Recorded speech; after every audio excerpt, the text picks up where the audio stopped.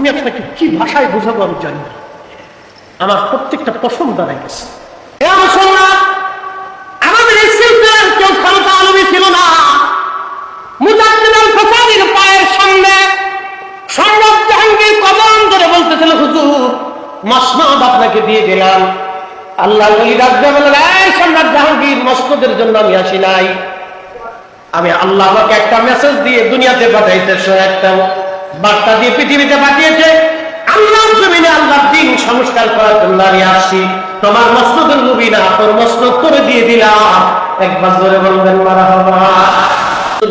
মাগরিবের নামাজের পরে 2 রাকাত, এশার নামাজের পরে 2 রাকাত, এরপরে আপনার যোহরের নামাজের পরে 2 রাকাত নফল নামাজ পড়ার পরে দোয়া করার কথা হুজুর শিখাই দিয়েছেন, হাতে কলমে শিক্ষা দিয়েছেন। কথা বলেন ঠিক কিনা? বেয়াদবি নিবেন না। অনেকে দরবারে যান, নামাজি আপনি পড়েন না, কষ্ট নিয়ে।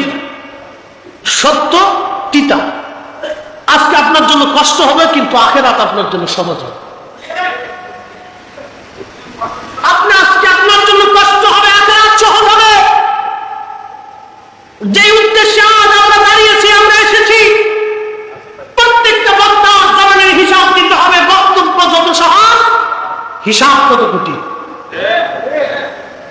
আপনার বাড়ির দামি মুরগি, দেশাল মুরগি, দেশাল মাছ, সাতটা খাবারের ভর্তা, দারুণ চমৎকার খাবার আপনাদের খাওয়া খাওয়াইয়া আপনারা আমার কাছ থেকে ওয়াজ শুনেন। কিয়ামতে আল্লাহ জিজ্ঞেস করবে, মাওলানা ফরিদি দেশ বিদেশের মুরগি খাইয়ে সাফ করছিলি, কি দাওয়াত করছিলি? উপায় আছে? উপায় নাই। আবুল মুর্শিদের দপ্তরে একটা হিসাব আছে। পীর কামাল হুজুর একটা কথা বলতেন, নামাজ আপনার আমার না, এর মালিক আল্লাহ এবং আল্লাহ রাসূল।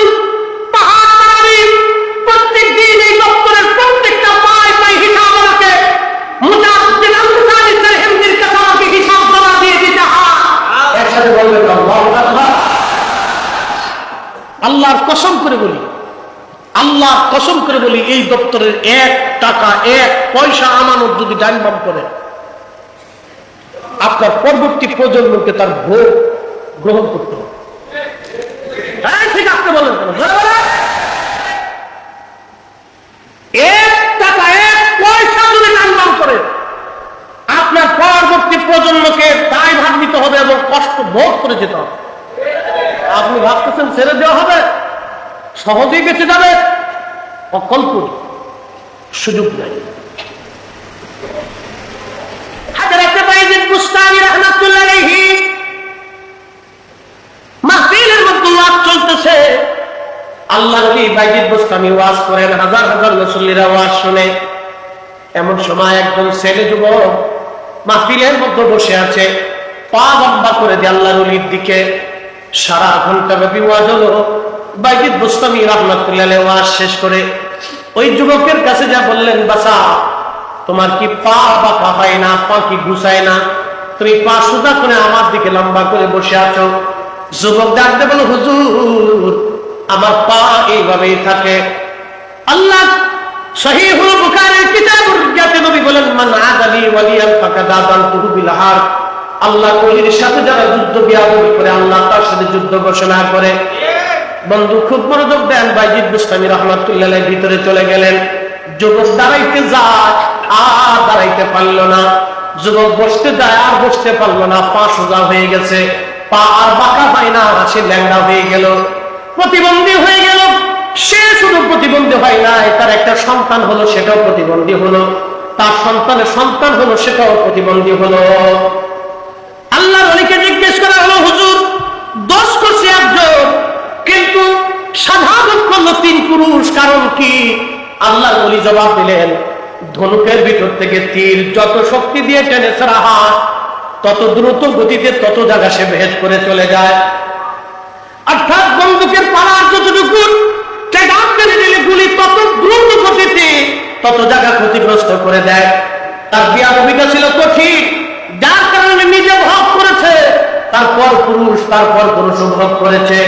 এই জন্য সব জায়গা তাল বাহানা চললে আল্লাহ ওলির বারবার তাল বাহানা চলে না। কথা বলেন ঠিক কি? অতএব হিসাব কিন্তু করা। হিসাব কি? জোরে বলেন, হিসাব কি? পুরো হিসাব। সময় তো সালাতের মাধ্যমে আল্লাহর কাছ থেকে সাহায্য নেওয়া লাগবে। সাহায্য হবে আল্লাহর কাছে সালাতের মাধ্যমে, নামাজের মাধ্যমে। তো নামাজ আদায় করলেন আপনি, নামাজ পড়ার পর আপনি দোয়া করবেন। ইসলামে অনেক কিছু নিয়ে বিতর্ক আছে, অনেক বিষয়ে মাসলা মাসাইল নিয়ে বিতর্ক। বিতর্কটা আজকে থেকে না, যে কাল থেকে বিতর্ক। ইসলামের সূচনা লগ্ন থেকে বিতর্ক শুরু হয়ে আসছে। খোলাফায়ে রাশিদিনের পর থেকে মাসলা মাসাইল নিয়ে আজও পর্যন্ত বিতর্ক। বিতর্কের কোনো সমাধান আজও হয় নাই। আমরা যারা মিলাদ করলাম, একদল ভাইরা বলতেছে আমরা বেদাতি। আমরা যারা নামাজের পরে দোয়া করলাম, একদল বললাম আমরা বেদাতি। আমরা যারা পীরের কাছে মুরিদ হইলাম, একদল বললো বেদাতি। আমরা যারা পীরের মাজার জিয়ারত করলাম, মহব্বত করলাম, তারা বললো বেদাতি। পীরের বাড়ি গরু ছাগল হাঁস মুরগি উদ্দুম্বা নাজরানা হাদিয়া নিয়ে গেলাম, আমরা হয়ে গেলাম বেদাতি। মুসলমান খুব মনোযোগ দিয়ে দেন। এরকম অনেকে আমাদেরকে বেদাতি বলে সম্বোধন করে। আসলে মূলত কি আমরা বেদাতি না ওয়ার্তিনাম, এটাও আমাদের বোঝাটা অত্যন্ত জরুরি। কথা বলেন ঠিক কিনা? কষ্ট হচ্ছে মনে হচ্ছে আপনাদের কাছে। চলবে একসাথে, আরেকটু জোরে চলবে? সারা রাত একসাথে বলবেন তো আল্লাহু আকবার। সারা রাত থাকা লাগবে না, নেকি লেখা হয়ে গেছে। আল্লাহর অভাব নাই, নিয়ত করছেন, নেকি লেখা হয়ে গেছে। খুব মনোযোগ দিয়ে, বান্দার নিয়তের উপরে আমল নির্ভর করে। আপনি যা নিয়ত করবেন আল্লাহ আপনাকে তাই পড়াবেন। যদি আপনি মনে করেন আপনি পতিতলয়ে যাবেন তো যাবেন, যদি আপনি ভাবেন আপনি মসজিদে যাবেন তাও যাবেন, তো আল্লাহ আপনাকে যাওয়ার ব্যবস্থা করে দিচ্ছে। যদি আপনি ভাবেন যে আপনার পয়সা দিয়ে পতিতলে যায়, পতিতা নারীর সাথে জেনা করবেন, তাও সুযোগ করে দিচ্ছে। কিন্তু বিচার তো একদিন আছে, ফায়সালা আছে না? কথা বলেন আছে? এই শহরের, এই যশোর শহরের কোটি কোটি টাকার মালিক, হাজার হাজার কোটি টাকার মালিক, বড় প্রভাবশালী প্রতিপত্তি। আপনাদের দক্ষিণ অঞ্চলে একসময় ছিল সন্ত্রাস, অমুক বাহিনী, তমুক বাহিনী, সর্বহারা, ঘর হারা, বাসন হারা, কত হারা ছিল, কতজন ছিল যাদের নাম শুনলে মানুষ থরথর করে কাঁপছে। বাপরে, তাদের কবরের কাছে কুত্তাও যায়। কবরের কাছে কুত্তাও, বুঝে যাওয়াটা জরুরি। পৃথিবীতে যে জন্য আসছেন সে কাজ আপনাকে করে দিতে হবে। যে মাটির উপরে আজ বসে আছেন, আগামী দিনে এই মাটির নিচে ঘর হবে। পালানোর কোন রাস্তা নাই। কথা কোন আছে? এই শহরের অনেকে ভাবে আমার বিরাট বড় 10 তলার মালিক, আমি আমার চাইতে ফয়সালা কেটা আছে। শয়তানে হাসে, বাপরে তুই আমার তো বিরাট বড় নানা, বিরাট নানার নানা, বিরাট অহংকার, তার বিরাট বড় পয়সা। আমার পীর মুর্শিদ একটা শের আমাদেরকে মাঝে মধ্যে শুনে,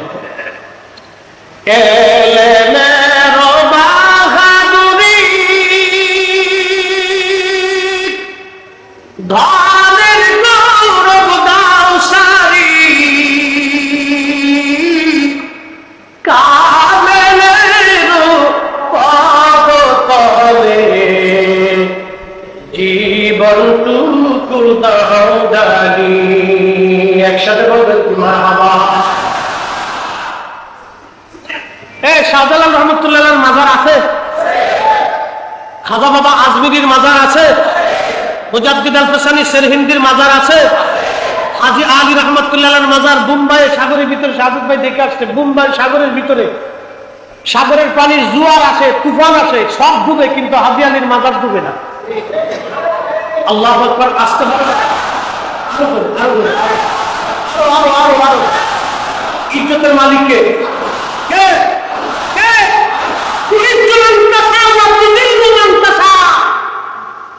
আমরা ওলিদেরকে ভোট দিয়ে ওলি বানাই না। ওলি হওয়ার জন্য ভোটাভুটিতে ওলি হয় না, ওলি হয় না।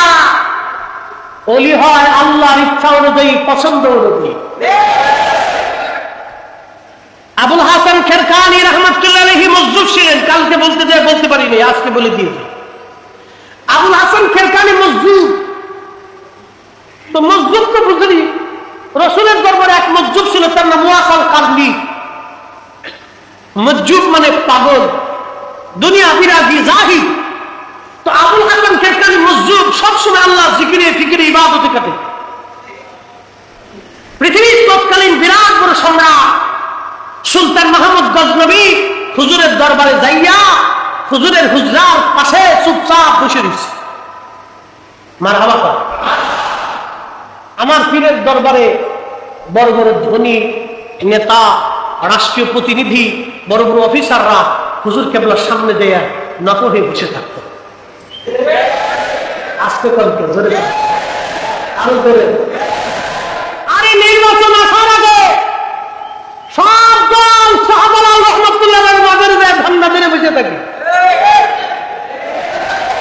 আরো ধরে আরো ধরে, সুলতানে বাংলা পাওয়ার আছে, ওদের আসেনি, বন্টন ওখান থেকে হয়, ওখান থেকে হয় বন্টন। আপনি বিশ্বাস করেন না করেন, সাথে আমার কিচ্ছু আসে না, কিচ্ছু আসে না। সুলতান মাহমুদ গজনবী হুজরার বারান্দায় বসে ঝিমুচ্ছে, ঘন্টা ঘন্টা ঘন্টা ঘন্টা ঘন্টা ঘন্টা বহু টাইম পাস হয়, হুজুরের মুরাকাবা শেষ হয় না। সুলতান মাহমুদ গজনবী কাছে যে কিছু বলতেও সাহস পায় না। আল্লাহ এত বড় গাজনী সাম্রাজ্যের সুলতান, আল্লাহর একজন মজদুর ওলির সামনে কত বড় অসহায়, তার মানে আল্লাহ তার ওলিদেরকে এমন একটা আধ্যাত্মিক পাওয়ার দেয়, ক্ষমতা দেয়, যেই ক্ষমতার কাছে পৃথিবীর রাজারা তারা অসহায় হয়ে থাকে।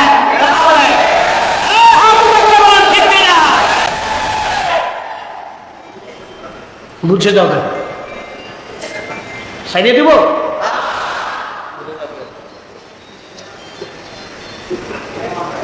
শেষ। সুলতান মাহমুদ গজনবী বসে আছে, সাহস করে না সুলতান মাহমুদ গজনবী রাহমাতুল্লাহ আলাইহি। উনি বড় আশিক ছিলেন, আল্লাহ ওয়ালা। দীর্ঘ সময় পরে খাদেমকে বললেন, হুজুরকে বলেন আমি গজনীর সুলতান মাহমুদ গজনবী আসছি কদমে একটা নালিশ নিয়ে, হুজুর যাতে সদয় হয়ে আমার সাথে দুইটা কথা বলে, আমাকে যিনি একটু সুযোগ করে দেয়। বিনয়ে বলার পরে খাদেম বাতাস করতেছিলেন হুজুরকে। হুজুর মুরাকাবা মুশাহাদায় খুব ধ্যানের মধ্যে আল্লাহ জিকিরে ফিকিরে সময় কাটাচ্ছে, দুনিয়ার কোনো হুঁশ হযরত আবুল হাসান খেরকানির মধ্যে নাই। পাখা দিয়ে বাতাস দিচ্ছিলেন, এমন সময় খাদেম চুল ধরে টান দিলেন।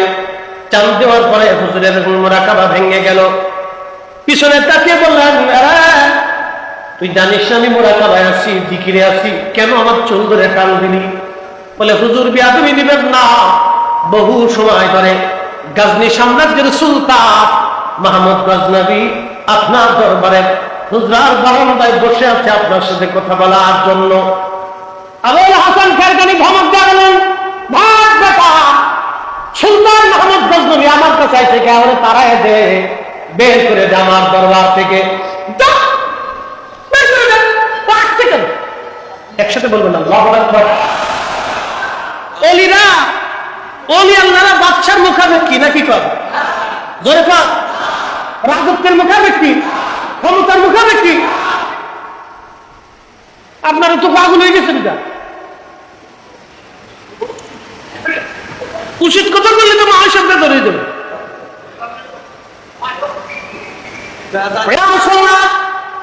আমাদের ইসলামের কেউ ক্ষমতা আলমী ছিল না। মুজাদ্দিদ আল ফাসাদির পায়ের সামনে সম্রাট জাহাঙ্গীর কদম ধরে বলতেছিল, হুজুর মসনদ আপনাকে দিয়ে দিলাম। আল্লাহ ওলি রাজা বলেন, এই সম্রাট জাহাঙ্গীর, মসনদের জন্য আমি আসি নাই, আমি আল্লাহ আমাকে একটা মেসেজ দিয়ে দুনিয়াতে পাঠাইতেছে, একটা বার্তা দিয়ে পৃথিবীতে পাঠিয়েছে। আল্লাহর জমিনে আল্লাহর দ্বীন সংস্কার করার জন্য আমি আসছি। তোমার মসনদের নবী না, তোর মসনদ করে দিয়ে দিলাম। একবার জোরে বলবেন মারহাবা। আমার ফিরে মনে আমাকে গরু খাইয়া লেছে, সাইডাল গাছে হুজুর একাই থাকতো, অনেকেই মনে করতো যে এত চাল বলে হুজুরি খায়, তাহলে হুজুরকে কত না মোড়া হয়েছে খেয়ে কিনে, কি দারুণ দারুণ খাসি দেশালুর গা, খুব মজা। সুলতান মাহমুদ গজনবী ধমক দিয়ে বলতেছে বের করে দাও। আবুল হাসান খেরকানি সুলতানকে বলতেছে বের করে দাও, আসছে কেন? খাদেম বলতেছে হুজুর বেয়াদবি মাফ চাই, একজন গজনীর সম্রাট, আপনার কদমে দুইটা নালিশ আছে, তো নরমিস কাছে ডাক দিন। নাকি আনার পরে হুজুরের কদমের সামনে পইরা আবুল হাসান খেরকানি ধমক দিয়ে বলতে চাই আমার কাছে আছিস কেন? সুলতান মাহমুদ গজনবী বলতেছে হুজুর বেয়াদবি মাফ করবেন, একটা এজাজতের জন্য আসছে। বলে কি এজাজত চাস? বলে আমি ভারতের সম্রাট আক্রমণ করবো। আবুল হাসান খেরকানি ডাক দিয়ে বলেন এক কথা সম্রাট তুই কি করবি? বলে হুজুর আমি শুনছি 360টা মূর্তির কিছু ভগ্নাংশ নাকি ওখানে জোড়া লাগানো হয়েছে, আমার জীবনের ইচ্ছা আমি ওটাকে একবারে তছনছ করে দিব। তো আবুল হাসান খেরকানি বলতেছে আচ্ছা যা, তোকে এজাজত দিল। বলো হুজুর আমাকে কিছু দিয়ে দেন, কিছু নিয়ামত দেন। জুব্বা খুলে দিয়ে বলতেছে যা, জুব্বা খুলে দিয়ে বলতেছে যা, সুলতান মাহমুদ গজনবী জুব্বা দিয়ে দিলাম, যা যদি কখনো মুসিবতে পড়ে যা আমার এই জুব্বা উসিলা করে বলবি আল্লাহ জুব্বাওয়ালাকে যদি তোমার পছন্দ হয় পুরো খাতিরে আজকে আমার এটা দাও সেটা বলছি যা সবই আল্লাহ তাই। আরো আরো না আরো পাওয়ার আছে? হ্যাঁ, সারাদিন আমার জুব্বা নিয়ে কাঁদবেন তো আল্লাহ বলবি জুব্বা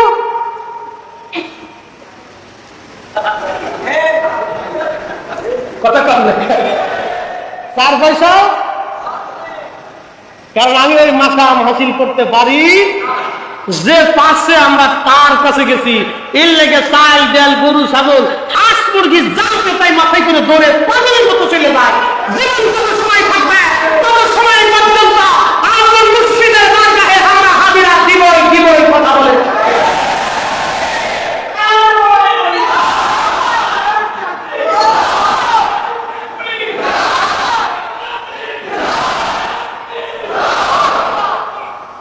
খাজা বাবার পরে মিয়া ভাইজান কথা যা বলবে তাই, কথা বললো যা বলবে বলেন, যা বলবে আপনি চাকরি করেন, যা বলবে না হয়েছে না আমি সত্য করে করতে হবে, যা বলবে আমরা তো দলিল লাগতো না, আমরা মুরিদ বিনা দলিলে ফিরবে ভালোবাসি, আমরা আল্লাহর বান্দা বিনা দলিলে আমরা আল্লাহ, আমরা রাসূলুল্লাহর গোলাম বিনা দলিলে আমরা রাসূলের মিলাদ করি।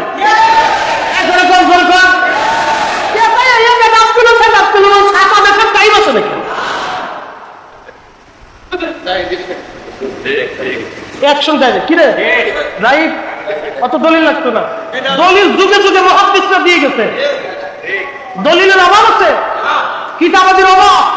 আমাদের মাদ্রাসা অন্তত 2-3টি রাত কিতাব হবে, এখন এখানে দলিল দিলে মানে না, তো না মানলে তারা বুঝাবো কেমনে? এগুলো তো মহব্বতের সাবজেক্ট, প্রেমের সাবজেক্ট, দিলের সাবজেক্ট,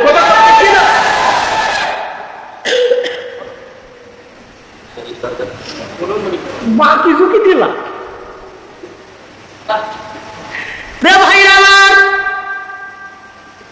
আবুল হাসান খেরকানি জুব্বা খেলা দিয়ে বললেন যা, কখনো যদি মুসিবতে পড়ে যাস তাহলে বলবি আল্লাহ জুব্বাওয়ালারে যদি তোমার পছন্দ হয় তাহলে তুই যা চাবি আমার মালিক আশা করি ফেরাবে না। জুব্বাখানা নিয়ে চলে আসলেন, তাও শিখবি জুব্বা, ওই জুব্বা মনে হয় সোনা দিয়ে বানাইছিল। জোরে কর, আমার রাসূলের জুব্বা মনে খুব সোনা দিয়ে বানাইছিল, রূপা দিয়ে। আল্লাহ কি পশমের কাপড় মুঠা তালি দেওয়া ছিল, তালি দেওয়া জোড়া লাগানো ছিল। সেই জুব্বা পাওয়ার জন্য সাহাবীরা কারাকারি করত, সেই জুব্বা নেওয়ার জন্য সাহাবে কেরামের উদ্যোগী পাগল করা ছিল। আল্লাহ আকবার। আমি আপনাকে কি ভাষায় বোঝাবো আমি জানি না, আমার প্রত্যেকটা পশম দাঁড়ায় গেছে।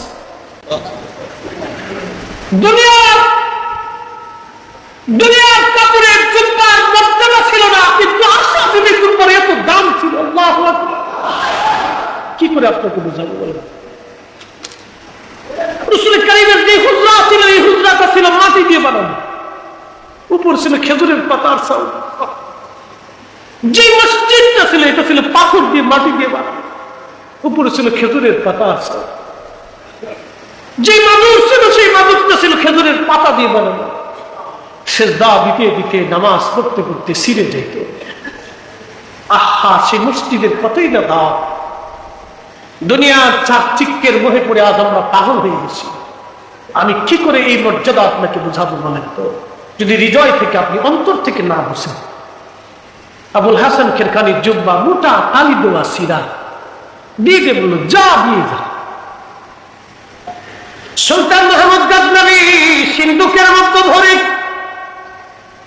জুব্বা সিরা তালি দেওয়া, কিন্তু সুলতান মোহাম্মদ গজনবী সেই জুব্বাটা যে সিন্ধুকের মধ্যে ভরলেন, এই সিন্ধুকটা ছিল স্বর্ণ রূপা দিয়ে বানানো। একসাথে বলবেন আল্লাহু আকবার। তরিকা বুঝে যাবেন, তরিকা বুঝে যাবেন। আপনি যদি আপনার পীর ও মুর্শিদকে ভালোই বাসেন, আপনি যদি আল্লাহর ওলিকে ভালোই বাসেন, তার সবকিছুই আপনার ভালো। কথা বলেন ঠিক কিনা? মনোযোগ দেন। জুব্বা নিয়ে আসছে, সেই যুদ্ধ ইতিহাস বলতেছে প্রচন্ড যুদ্ধ।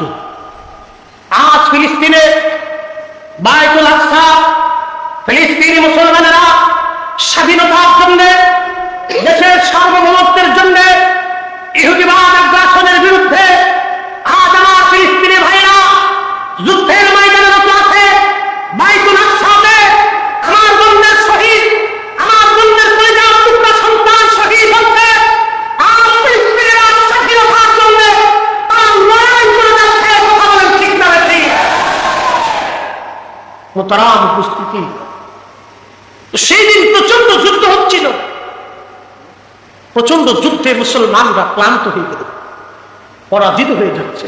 সেনা প্রধান এসে বলল, সুলতান, ময়দানে তো দাঁড়িয়ে টিকে থাকা যাচ্ছে না, মনে হচ্ছে বিজয় হবে না। সুলতান মাহমুদ গজনবী দৌড়াইয়া তাবর ভিতরে যাইয়া পুরা রাত নামাজ পড়ে সিন্ধুক থেকে সেই তালি দেওয়া জুব্বাখানা বের করলেন।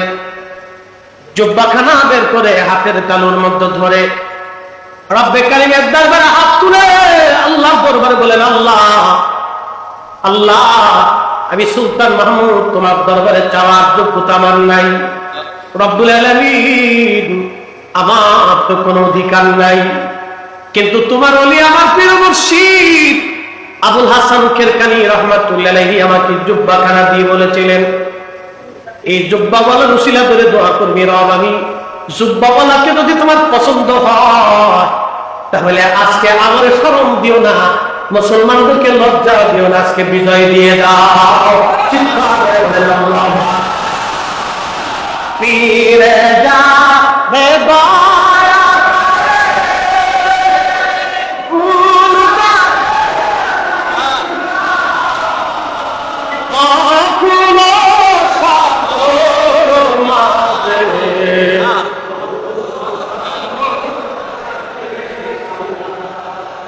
দেখলা ফরিদ করিল চক্ষুড়াত ইব্রাহিম সারিয়া দিল মামুন এশকের গভীর কথা যদি রে জানিতে চাও কামেলের পবতলে নেশার হইয়া যাও। কেউ ভাইরা আমার, দোয়া হয়ে গেল, আসমান জগতেও দোয়া কবুল হয়ে গেল। যুবক বন্ধুরা, ইতিহাস করে দেখবেন সুলতান মাহমুদ গজনবীর সেই যুদ্ধে বিরাট বিজয় হলো। বিজয় হয়ে যাওয়ার পরে সরনাথ দখল করার পরে সুলতান মাহমুদ গজনবী রহমাতুল্লাহ আলাইহি ঘুমিয়ে আছেন। স্বপ্নের ঘরে ডাক দিয়ে নবীজি আসছেন। স্বপ্নের ঘরে আবুল হাসান খেরকানি আসছে। স্বপ্নে এসে বললেন, সুলতান মাহমুদ গজনবী, আমার জুব্বা কত দামে বিক্রি করছো বলো, কি দামে জুব্বা বেচছো? সুলতান মাহমুদ গজনবী ডাক দিয়ে বলেন, হুজুর, আমি দোয়া করেছিলাম আল্লাহ যদি জুব্বা ওনার পছন্দ হয় তাহলে ওনার উসিলায় আজকে আমাদের স্মরণ দিয়ে ওনার বিজয় দিয়ে দাও। হুজুর, আল্লাহ আপনার বিজয় দিছে, আমি সোমনাথ দখল করেছি, বিরাট বড় বিজয় আল্লাহ দিয়েছে। আবুল হাসান খেরকানি রাহিমাহুল্লাহ ধমক দিয়ে বললেন, সুলতান মাহমুদ, এত কম দামে আমার জুব্বা বিক্রি করলা কেন? তুমি যদি বিজয় না পেয়ে বলতো আল্লাহ এই উপমহাদেশের এই অঞ্চলের সব ইমান হারা মানুষদেরকে তুমি ইমানদার বানিয়ে দাও, আমার আল্লাহ সবাই ইমানদার বানাইয়া দিত।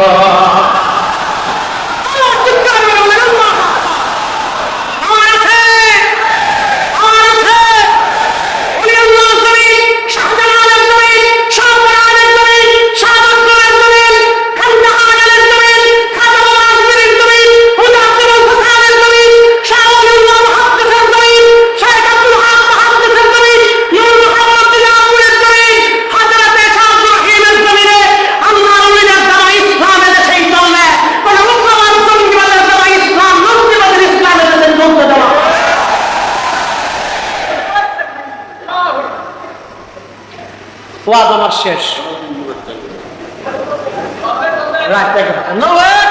সারা রাত চললেও চলবে না। আমি জানি বিনা দলিলে আল্লাহ, বিনা দলিলে আল্লাহ